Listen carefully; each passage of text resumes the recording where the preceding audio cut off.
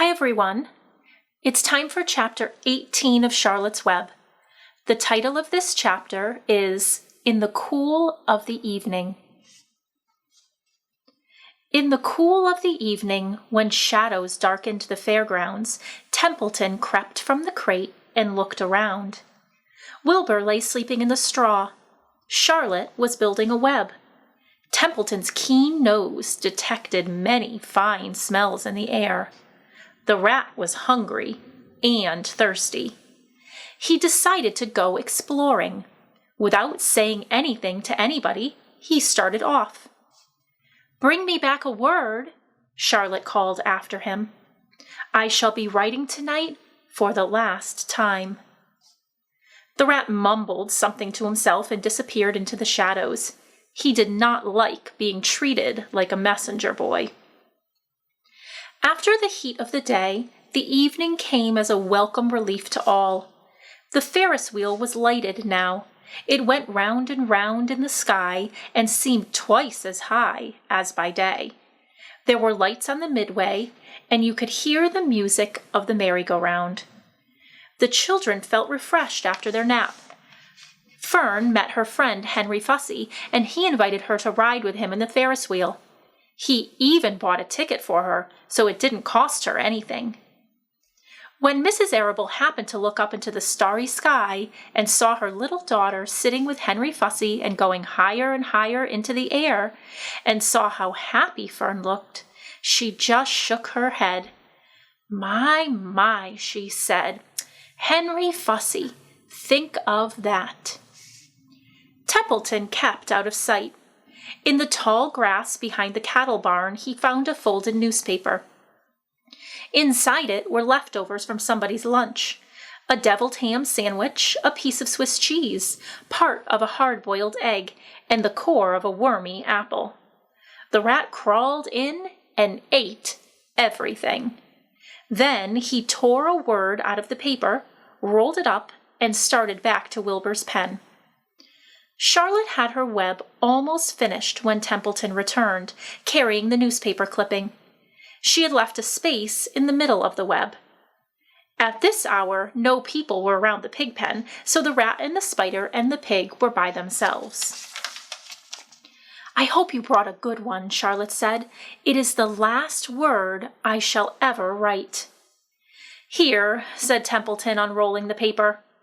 "What does it say?" asked Charlotte. "You'll have to read it for me."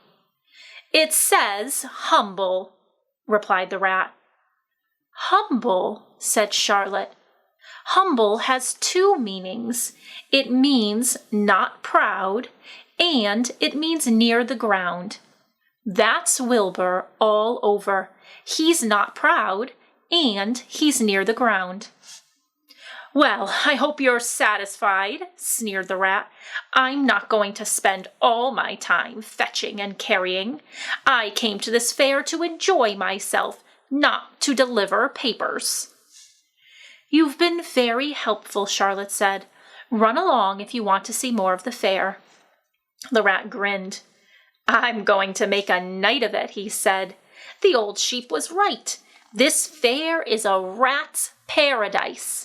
What eating and what drinking, and everywhere good hiding and good hunting. Bye-bye, my humble Wilbur.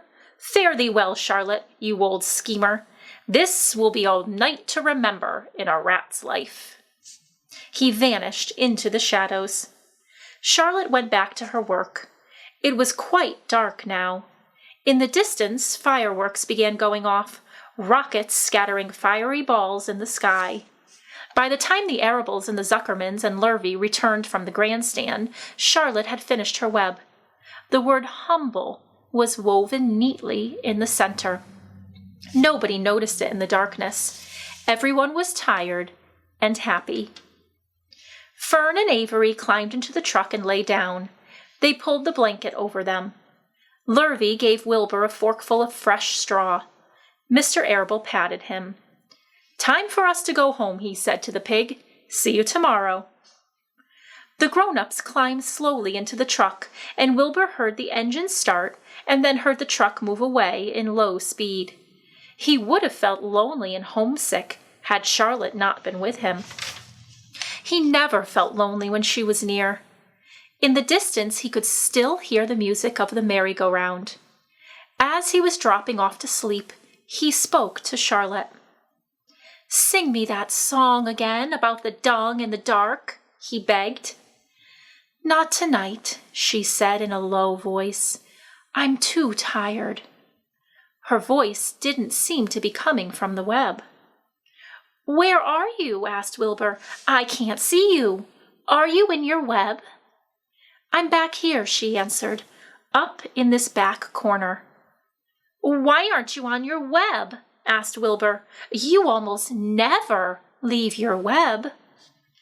"I've left it tonight," she said. Wilbur closed his eyes. "Charlotte," he said, after a while, "do you really think Zuckerman will let me live and not kill me when the cold weather comes? Do you really think so?" "Of course," said Charlotte. "You are a famous pig, and you are a good pig. Tomorrow you will probably win a prize. The whole world will hear about you. Zuckerman will be proud and happy to own such a pig. You have nothing to fear, Wilbur, nothing to worry about. Maybe you'll live forever. Who knows? And now, go to sleep." For a while, there was no sound. Then, Wilbur's voice.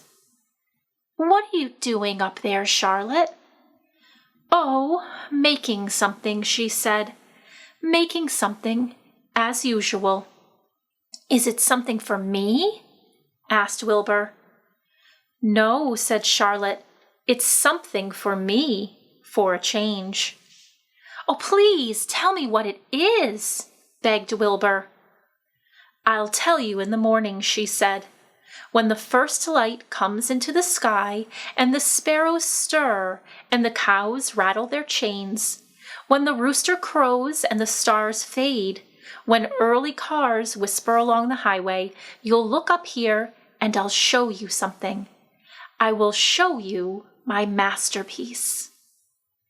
Before she finished the sentence, Wilbur was asleep. She could tell by the sound of his breathing that he was sleeping peacefully, deep in the straw. Miles away, at the Arables' house, the men sat around the kitchen table eating a dish of canned peaches and talking over the events of the day. Upstairs, Avery was already in bed and asleep. Mrs. Arable was tucking Fern into bed. "Did you have a good time at the fair?" she asked as she kissed her daughter. Fern nodded.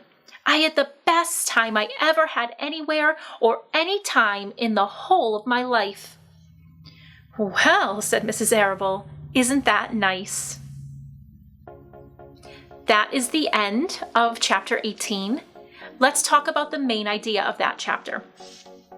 Do you think the main idea was that the Arables went home after their day at the fair? Do you think the main idea is that Charlotte is making something special?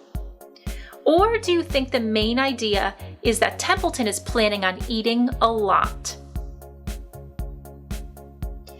If you thought that the main idea was that Charlotte is working on making something special just for her, then you are correct. Thanks for listening to that chapter.